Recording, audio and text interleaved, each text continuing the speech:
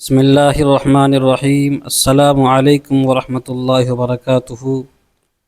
آج کا وظیفہ میں خاص طور پر اپنی ان بہنوں ماؤں کے لیے لے کر آیا ہوں جو اپنے بھائیوں کو بیٹوں کو کامیاب ہوتا ہوا دیکھنا چاہتی ہیں۔ یوں تو یہ وظیفہ کوئی بھی کر سکتا ہے، اپنے لیے کر سکتے ہیں، اپنے بھائی بہنوں کے لیے، اپنی اولاد کے لیے کر سکتے ہیں، لیکن چونکہ والدین ہی دنیا میں ایک ایسا رشتہ ہے جو اپنی اولاد کو اپنے سے بڑھ کر ترقی کرتے ہوئے دیکھنا چاہتے ہیں، تو آج کا یہ وظیفہ میں خاص طور پر ان ماؤں بہنوں کے لیے لے کر آیا ہوں جو اپنے بیٹوں کو کامیاب ہوتا ہوا دیکھنا چاہتی ہیں۔ سورۃ الکوثر اور الحمدللہ رب العالمین کا یہ چھوٹا سا وظیفہ ہے، اگر آپ روزانہ کا معمول بنا لیتی ہیں، انشاءاللہ آپ اپنے بیٹے اپنی اولاد کو کامیاب ہوتے ہوئے دیکھیں گی، اور انشاءاللہ دنیا آپ کے بیٹے کی قسمت پر رشک کرے گی اور اس کی مثالیں دے گی۔ وہ لوگ جو زندگی کے ہر میدان میں اپنی اولاد کو کامیاب دیکھنا چاہتے ہیں تو آج کا یہ وظیفہ لازمی کیجیے، اور انشاءاللہ اس وظیفے کے فضائل و برکات کی وجہ سے ان کے بیٹے، ان کی اولاد دنیا کے ہر معاملے میں ترقی کی منازل طے کرے گی۔ ناظرین، یہ اتنا تیز وظیفہ ہے کہ فوراً بارگاہ الہی پہنچ کر آپ کی دعا قبول کرواتا ہے۔ یہ وظیفہ زندگی کے ہر مسئلے کے حل کے لیے کافی ہے۔ اگر آپ کامیاب زندگی گزارنا چاہتے ہیں تو اس وظیفے کو لازمی کر لیجئے۔ وہ لوگ جو دنیا کے تمام مسائل سے تنگ آ چکے ہیں اور اپنی اولاد کی وجہ سے بہت زیادہ پریشانی کا شکار ہیں، ان سے گزارش کروں گا کہ وہ دنیا جہاں کی تمام کام چھوڑ کر یہ وظیفہ لازمی کر لیں۔ یہ خاص وظیفہ ہے کہ جسے پڑھنے والا رب کعبہ کو راضی کر لیتا ہے، اور جس بندے سے رب راضی ہو جائے اس بندے کی ہر مشکل پریشانی تنگ دستی ٹل جاتی ہے۔ سورۃ الکوثر اور الحمدللہ رب العالمین کے کمالات ہر کوئی جانتا ہے، اگر کوئی نہیں جانتا تو آج کا یہ وظیفہ بتائے گا۔ اس طریقے سے ایک بار پھر میرے کہنے پر کر کے دیکھ لیجئے۔ ناظرین، سچ کہتا ہوں آپ تمام وظائف بھول جائیں گے، صرف ایک بار پڑھنے کی دیر ہے۔ یہ وظیفہ آج تک جس کسی کو بتایا، جس کسی نے پڑھا، رب نے بے شمار رحمتوں اور برکتوں سے نوازا ہے۔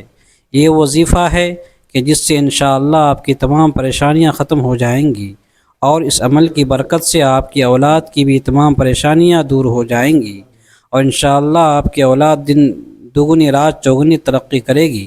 ایک مرتبہ ایک صاحب حضرت علی رضی اللہ تعالیٰ عنہ کی بارگاہ میں حاضر ہوئی اور فرمایا، تنگ دست ہوں اور گھر کے حالات خراب ہیں، بیٹے کا کاروبار نہیں ہے اور وہ رزق کی وجہ سے پریشان ہے، تنگ دست ہے۔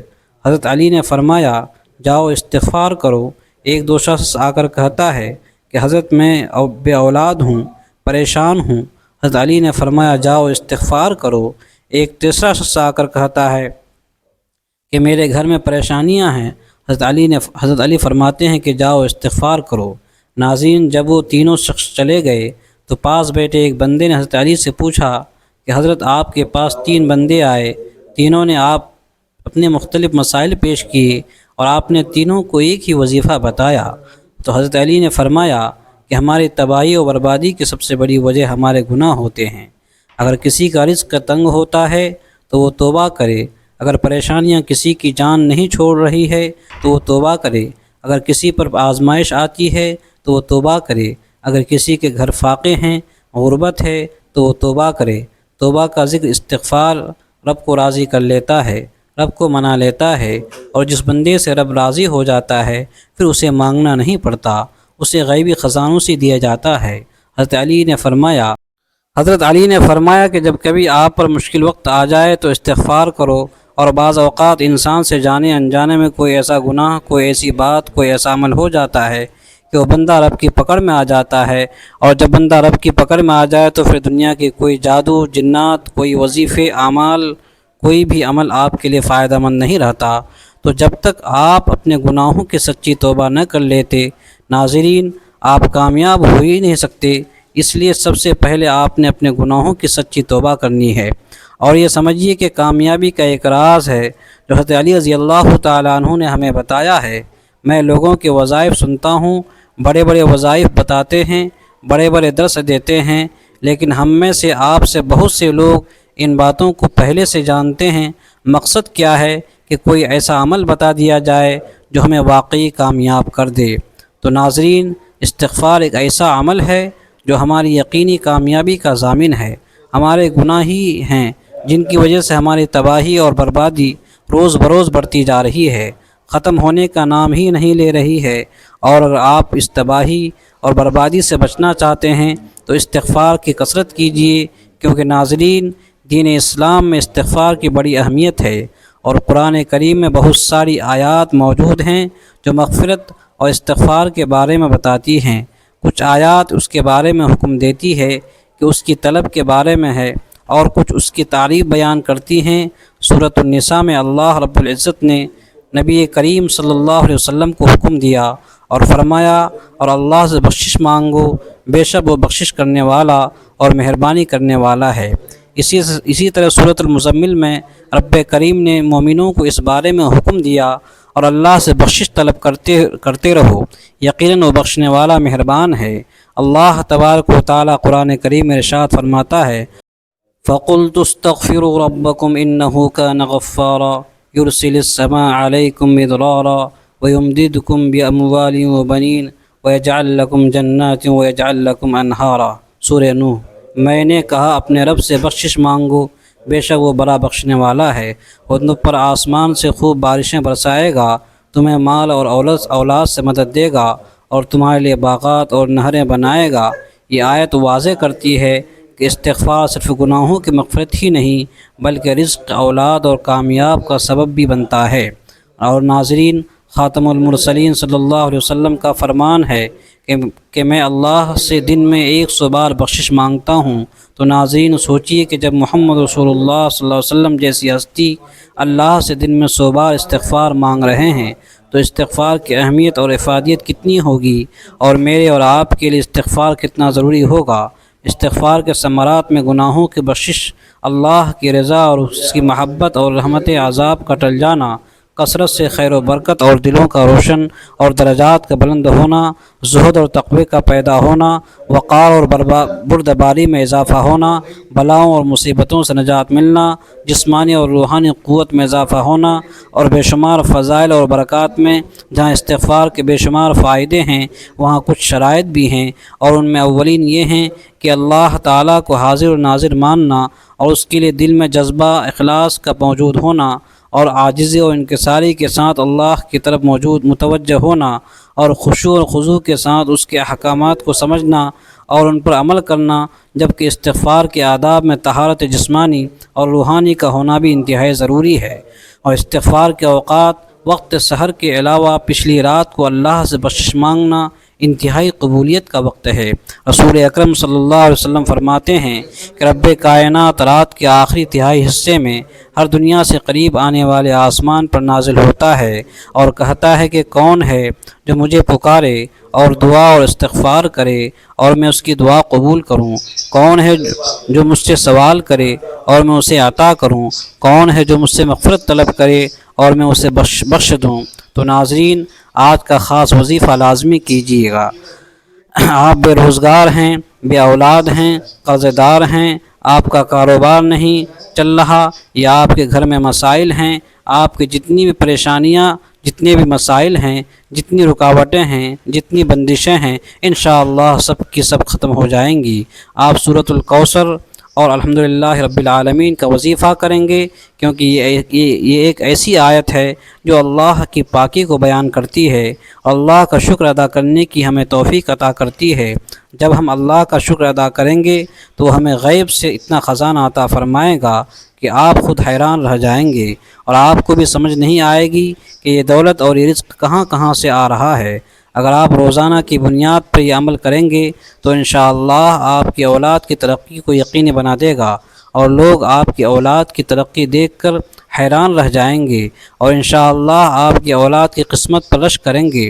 حضرت عائشہ رضی اللہ تعالی عنہا سے فرماتی ہیں کہ حضور نبی کریم صلی اللہ علیہ وسلم نے فرمایا کہ قرآن مجید کا ماہر معزز اور محترم فرشتوں اور معزز اور مکرم انبیاء علیہ السلام کے ساتھ ہوگا، اور وہ شخص جو قرآن پڑھتا ہو لیکن اس میں اٹکتا ہو اور پڑھنا اس پر کند ذہن یا موٹی زبان ہونے کی وجہ سے مشکل ہو، اس کے لیے بھی 2 گنا اجر ہے۔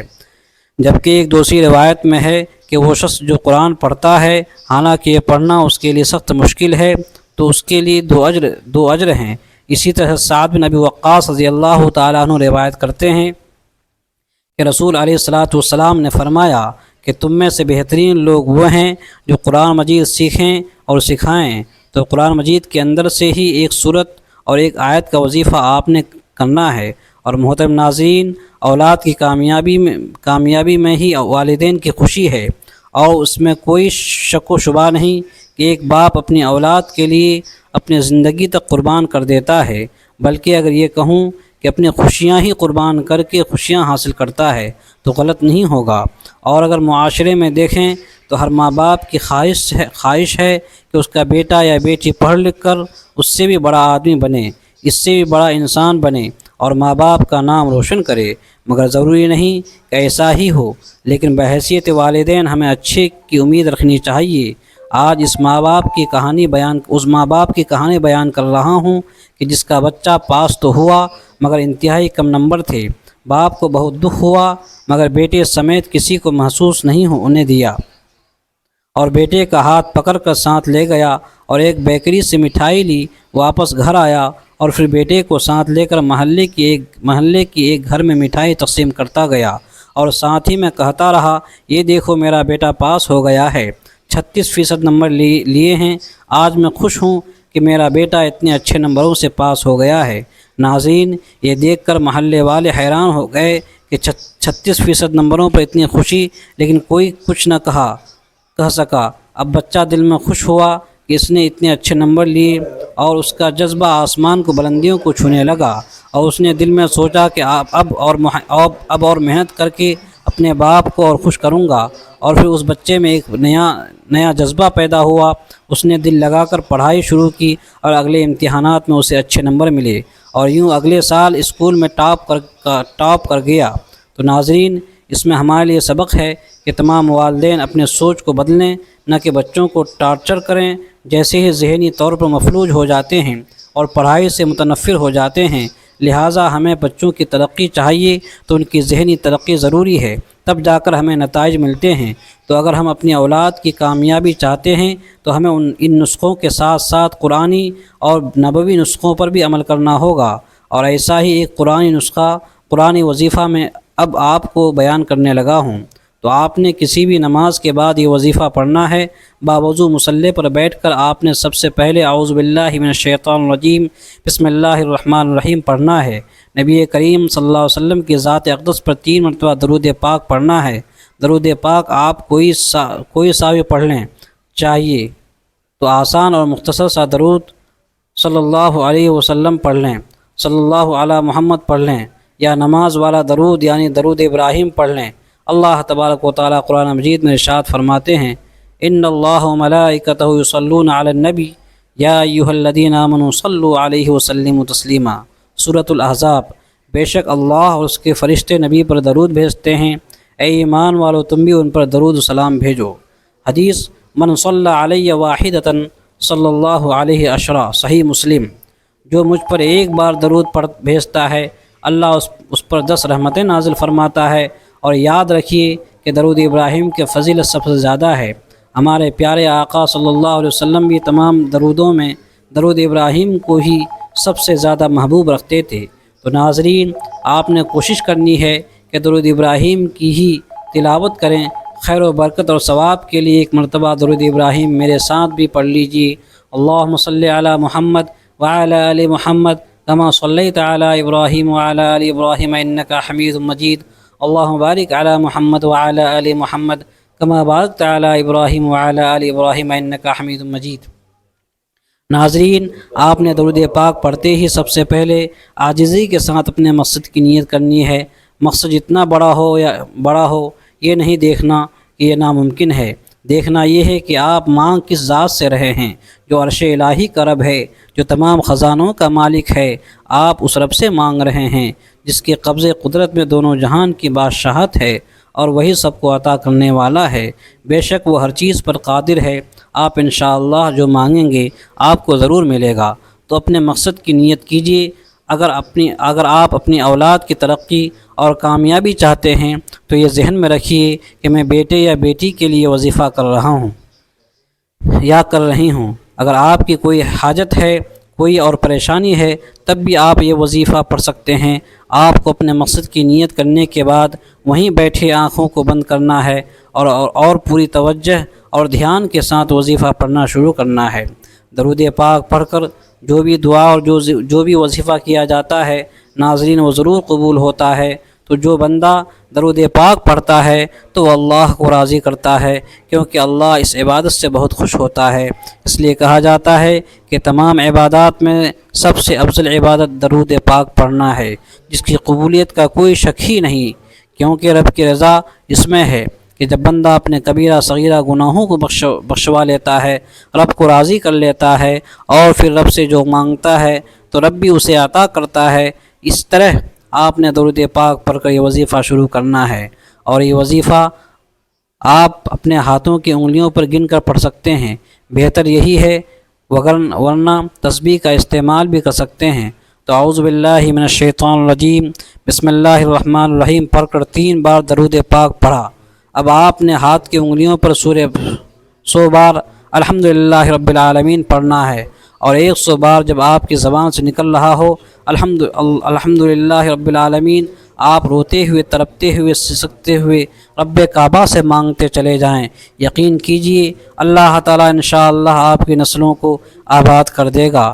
جن گناہوں کی پکڑ کی وجہ سے رب نے آپ کا رزق تنگ کیا ہے، آپ کے گھر میں پریشانیاں ہیں، فاقے ہیں، غربت ہے، تنگ دستی ہے، اس صورت کی فضیلت و برکت سے انشاءاللہ ہر طرح کی پریشانیاں، ہر طرح کے گناہ اور ہر طرح کی بندشیں ٹوٹ جائیں گی، اور کامیابی انشاءاللہ آپ کا مقدر ہوگی۔ 100 مرتبہ الحمدللہ رب العالمین پڑھنے کے بعد آپ نے اللہ کے 2 ناموں کا وظیفہ کرنا ہے، اور وہ اللہ کے نام ہیں یا رزاق یا فتاح۔ آپ نے 11 مرتبہ ان ناموں کا وظیفہ کرنا ہے، یا رزاق یا فتاح اس طرح ملا کر پڑھیں گے تو یہ ایک شمار ہوگا، اور اس طرح سے آپ نے 11 مرتبہ پڑھنا ہے۔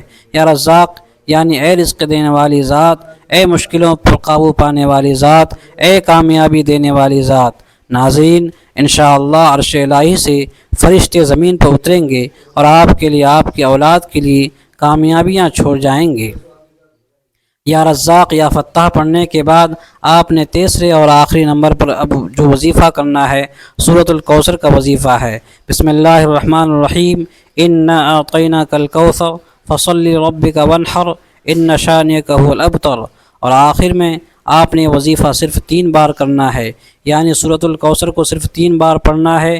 3 بار سورۃ الکوثر پڑھ کر آخر میں 3 بار وہی درود پاک پڑھ لیں جو وظیفہ شروع کرتے وقت پڑھا تھا، اور وظیفہ مکمل کر دینا ہے۔ اب آپ نے اللہ کی ذات سے مانگنا ہے، اللہ سے رو رو کر گر گرا کر مانگنا ہے، دونوں ہاتھوں کو بلند کر کے مانگنا ہے، اور اس یقین اور بھروسے سے مانگنا ہے کہ اللہ آپ کو ضرور عطا فرمائے گا، کیونکہ اللہ کہتا ہے کہ میں بندے کے ساتھ ویسا ہی معاملہ کرتا ہوں جیسا وہ مجھ سے گمان رکھتا ہے۔ تو ناظرین دلوں میں وسوسے نہیں رکھنے بلکہ کامل یقین رکھ کر اللہ سے مانگنا ہے۔ انشاءاللہ آپ خود دیکھیں گے کہ آپ کی اولاد زندگی کے ہر میدان میں انشاءاللہ کامیاب ہوگی، اور لوگ آپ کی اولاد کی قسمت پر رشک کریں گے، اور دنیا انشاءاللہ آپ کی اولاد کی مثالیں دے گی۔ اللہ تعالی ہم سب کو اس قرآنی وظیفے سے بھرپور فائدہ اٹھانے کی مکمل توفیق عطا فرمائے۔ اللہ تعالی ہم سب کو قرآن کو پڑھنے، سمجھنے اور اس پر عمل کرنے کی توفیق عطا فرمائے۔ نبی پاک صلی اللہ علیہ وسلم کی سیرت پر غور و فکر کرنے کی توفیق عطا فرمائے۔ اللہ تعالی ہم سب کو 5 وقت نماز باجماعت ادا کرنے کی توفیق عطا فرمائے۔ محترم سامعین، اپنے رزق میں حصول و برکت کے لیے اللہ تبارک و تعالیٰ کے 99 ناموں میں سے کوئی ایک نام کمنٹس باکس میں ضرور ٹائپ کریں۔ ویڈیو اچھی لگی ہو تو ویڈیو کو لائک کریں اور اپنے دوستوں سے ضرور شیئر کریں، اور اگر آپ ہمارے چینل میں نئے ہیں تو چینل کو سبسکرائب کرنا نہ بھولیں۔ ملتے ہیں پھر اگلی ویڈیو میں، تب تک کے لیے اجازت دیجیے۔ خدا حافظ۔ السلام علیکم ورحمۃ اللہ وبرکاتہ۔